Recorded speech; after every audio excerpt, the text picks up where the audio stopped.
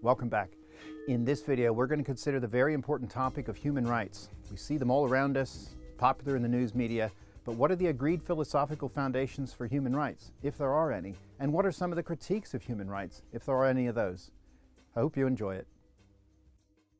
And one of the things about what might protect free will and the choices that we make, there's a theory about human agency. Do we actually have the protections we need in place to be free individuals? So whether we have free choice or not, we do have a certain amount of agency over how we like to organize our lives and where we like to go on planet Earth. There are people over the years who have been very worried about the inability of individuals in the world to have, quote unquote, agency. In fact, there's a great political theorist named Michael Ignatieff has a theory of human rights, that they're actually something that protects our agency. And I was thinking about this idea of choices and agency that Ignatieff had developed and how that relates to modern human rights as we understand them. One of the problems is if you do a deep reading in human rights, you realize that no agreed philosophical foundations for their existence. So there's no real justification for their existence. And those people who seek to understand rights often look at the international law of human rights, which articulate those rights in a variety of treaties and agreements and statements and declarations, which are then enacted within domestic legal systems. And here in the United Kingdom, there's a debate as to the value of the Human Rights Act itself and whether we should get rid of that Human Rights Act or not, replace it with a Bill of Rights, etc., and what's the role of the United Kingdom within the Council of Europe and its relationship to the European Convention of Human Rights. But where do these ideas come from? Well, the story from philosophy can be contradictory.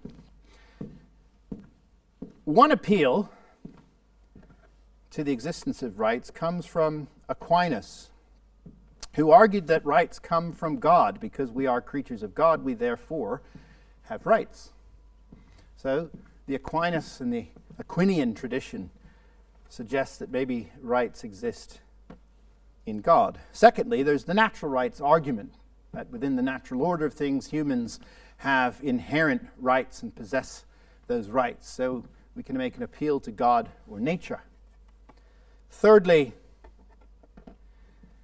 we could say rights come from reason. This is the Kantian perspective, and he has this thing he calls deontological philosophy. That's a big word for basically saying, what are the sorts of things that we can, by reason alone, agree on, like torture is wrong. It's very difficult to find a mathematical equation that understands that, right? It's just torture is wrong, and one has to apply reason alone to suggest that that is wrong. Now there's some critics, of course, of human rights. One of the first critics was Jeremy Bentham, who said that human rights are nothing more than nonsense upon stilts. High ideas, but not grounded, not real, and not useful. And of course, we have to return to Karl Marx again, who had a theory of rights in which he said human rights were just there to protect the interests of the bourgeoisie, property rights, civil rights around privacy and correspondence in the home, etc., were only just there for propertied people and the bourgeoisie.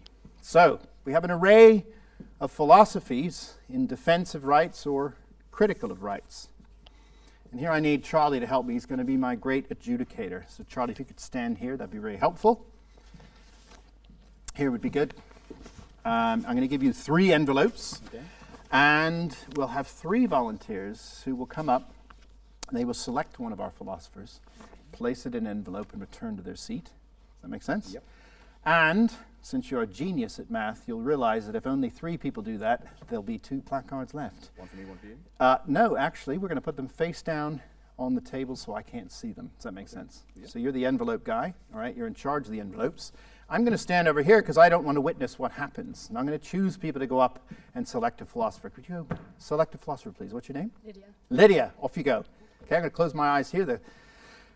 Can't see a thing. Back to Lydia as she makes her choice. Lydia, choose any one of those philosophers. Take an envelope from Charlie. Put the placard in the envelope and then return to your seat. Yes, please.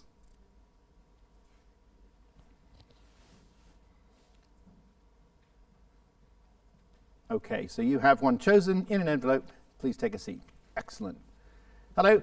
Would you like to make a choice, please? What is your name? Jessie. Jessie. So we have Lydia and Jessie. Now Jessie is going to make her way up to the philosophers and make a selection. Place it in the envelope.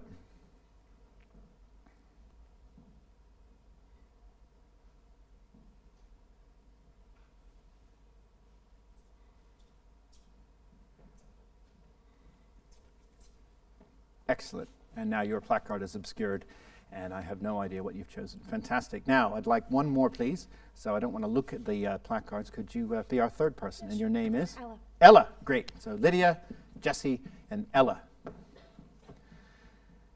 And once they've made their choices, Charlie, you know what to do. You take the remaining placards and place them face down on the table. Charlie, you may have a seat.